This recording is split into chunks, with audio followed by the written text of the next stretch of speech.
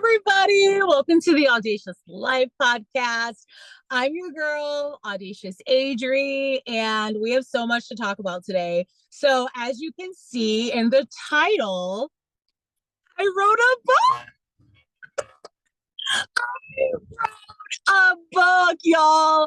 I am so excited. I should have my iPad with me. So it's an ebook, and the book is called Audaciously You: 7 Days to Reinvent Yourself. And it's available on Amazon in Kindle form, as well as on my website, as well as Instagram at Audacious Life Coaching, as well as at Audacious Adri Show. I will put every single thing in the show notes. I'm so excited for it. It's really been a long time coming. I am an avid reader. I remember being in elementary school, and on Fun Fridays, we'd have an option. There'd be like 4 different options. One would be to go outside and go to the playground. One would be to watch a movie. One would be to go in a classroom and read a book. And I think the other option was like join another classroom. I would go into the classroom and read on a Friday. I would be so overstimulated. And I'd be like, I just want to sit and read my American Girl books, my girl Addie, or my girl Molly, and just sit and read. And honestly, what inspired me to write a book is I'm currently reading Mariah Carey's autobiography right now. And if you know anything about me, I love Mariah Carey. She is my favorite singer, one of my favorite singers of all time. And her book has really just inspired me so much to know about her childhood and to know about what she went through and all the work that she did to become one of the greatest singers and writers and producers of all time. So I don't even really feel like I really introduced myself. So if you're new here, my name is Audacious Adri. I'm a developmental therapist and life coach, and I help women know themselves, love themselves, and be themselves through life coaching. I create content and I do a video every other Thursday on the Audacious Life Podcast. That really inspired me. I'm also in grad school right now, and to write an essay, to write something, to put something together is nothing for me. And I'm also a therapist. So to write reports and to put together a 5-page report for a client, I do it all the time. So writing, it comes easily to me, it comes naturally to me, but it's also just such a part of my life. I mean, I've been in school, not collectively, but I have been in some form of educational environment for 18 years, probably 19 years. At this point, it's a new year. So I'm a nerd. And I love, I love literature. And I wanted to write a book because there's this quote by Toni Morrison that really has been getting to me. I've been thinking about it a lot. It's like I'm butchering it, but it's like when you get into these rooms and you get the seat at the table, it's your job and your responsibility to free somebody else. So I just feel like I can help somebody by sharing my story. As a person who's in therapy, been in therapy for 6 years now, I think what the biggest thing I've taken away from my therapy journey is we don't go through trauma. We have a choice after we go through trauma. We go through trauma and we can carry it around with me like we do. We carry it in our bodies. So I had a choice. I can take all the trauma and say, God, why me? Why me? Why did I have to experience all these hard things? Which I do ask. And what I feel like is the best thing for me to do is to share my story. This is what I went through. And that's what Mariah Carey has been doing for me. I've been literally reading this book for like a couple weeks now because I've really been like going slow and like savoring. I mean, it's not a light book. It's pretty heavy. And like some of the things that she talks about, I mean, I gotta Google it. I look it up. I have to watch the video. I have to listen to the song. So I'm doing the full experience. Like it's like full 5 cents experience with her book. I just want people to know why they're here and put out positive energy into the world. I feel like when you know why you suffered, when you know why you went through certain things, when you know why God placed you in your family for a reason, it makes it easier to live with intention. The decisions I make, not only the things that I create, but a lot of the decisions I make come through knowing that purpose. So it's important to me that other people have access to that. And I feel like my experience in life, as well as my work as a certified life coach and a therapist, I really feel like I can help people get to that place. So, as you know, quick story, I was in a therapy session with my amazing Black Christian woman therapist. First of all, having a Black Christian woman therapist completely changed my life. She's one of the reasons why I decided to pursue a career in mental health and become a therapist, because she understood me. She understood me. I had a therapist before that was a different generation and a different age and a different race. And although she was wonderful, she didn't get my language. I couldn't say, "Ooh, child." She didn't understand what that meant. So to have a therapist where I could just say, "Child," just like me and my new Black woman Christian therapist, she could just say "child," and I'd be like, "Child," like with the orange tangerine doing what he's doing to the country right now. We're not even gonna get on that. Me and my therapist just looked at each other like, "Child." So having that person that saw me and heard me was so inspiring to me. And I said that I like eventually later in life, I said, "Oh, I want to be that for people." So that's why I became a therapist. But how I got to California was, my therapist and I had just celebrated me accomplishing a goal, a clinical goal. And she's like, "Well, what do you want to do next? Like, you've accomplished that goal. What's next for you?" And I was like, "I really want to go to the ocean. I really want to go out west." And she was like, "Okay, why don't you do that?" And I was like, "Is that how that works?" She's like, "Yeah, why don't you do it?" I've noticed a pattern here with because I just wrote, nobody knew I wrote a book. I wrote a book, I had been drafting a concept. I had been thinking about it. I had been researching it for a couple of months. I do other work on the side, and I was kind of working with somebody. We're talking about it, encouraging that person to write their book. I just kind of wrote it, and it just happened. And I self-published it. And I feel like the spirit of my therapist saying, "Why don't you just do that?"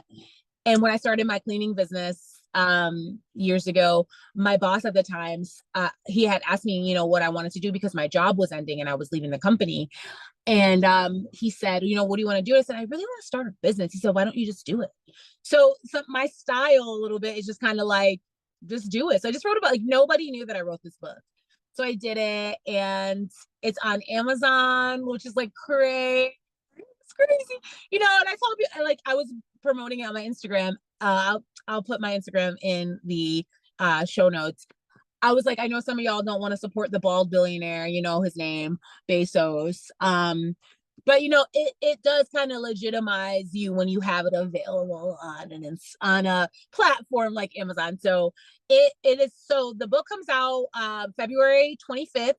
So 2/25/25, which is pretty cool. I wanted to make sure that I got it out during Black History Month, because I want to honor my folks, Mr. Langston Hughes and Miss Maya Angelou, and Mr. Frederick Douglass, who lived in my hometown. So I want to honor my ancestors and put it out and just celebrate this. I'm a Black woman author. And it just seems so wild to say that. I've been waiting for this my whole life. So what is the book about? The book is about, it's a 7-day start to your journey to becoming boldly you. Some people really do not know who they are. Like myself, I didn't know who I was. I didn't know who I was really until I came to California. California is where I found myself. I found myself in California. And I think, why wasn't I myself in New York? Why wasn't I myself in Georgia?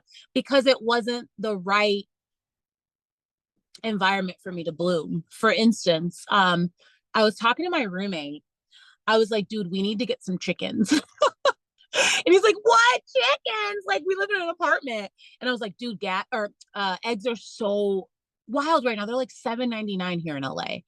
And I was like, I really want to grow my own food because I eat a lot of vegetables. I'm pescatarian. And I was like, I really want to grow my own food. And he was like, oh, I used to grow food when I lived in a different state. And he was like, I grew peppers and my peppers were really, really good. And I said, oh, why don't you grow peppers here? You eat peppers a lot. And so do I. And he said, well, it wouldn't work here. And I said, well, why? He said, well, I lived in Florida.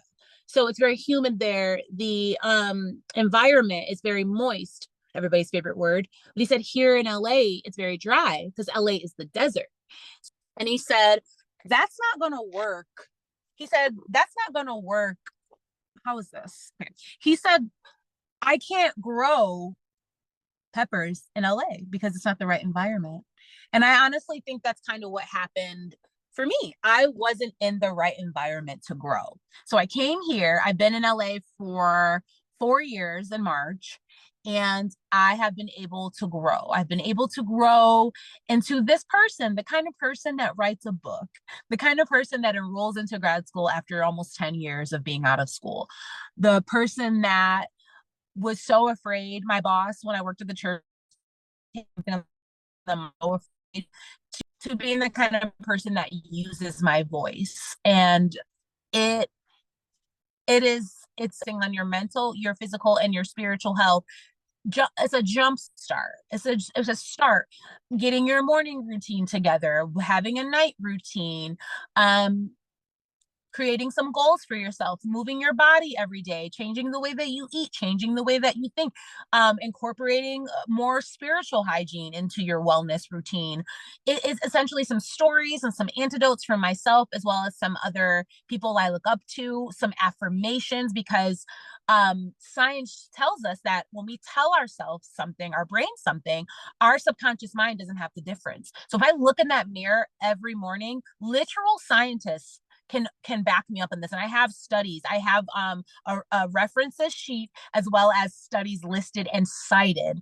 You looking in the mirror every day and telling yourself, I am wealthy, your mind does not know the difference. Your mind listens to what you tell it. So it's lots of different scientifically proven and things that I do in session, things that I do in my own life, things I do with my coaching clients, as well as my therapy clients, methods and techniques to improve yourself. And I think the best place to start, even before you read the book, is where do you want to be? What kind of person do you want to be? That's actually a chapter in the book, is what do you want to be? What does that person look like? What does that person smell? Person eat? How does that person walk? And creating your life around who you want to be. And I was able to do that. I actually when I went back to visit my parents in Georgia 2 years ago, it was like 2020, end of 2023. I found some old things. My mom's like, you need to go through these things. I've had this here since you were a kid. And I was reading some of the things I wrote, like what I want to be when I grow up. And I said, I wanted to be an entertainer. It's getting so dark, so I'm going to kind of end this. I said, I wanted to be an entertainer. I wanted to get my master's degree.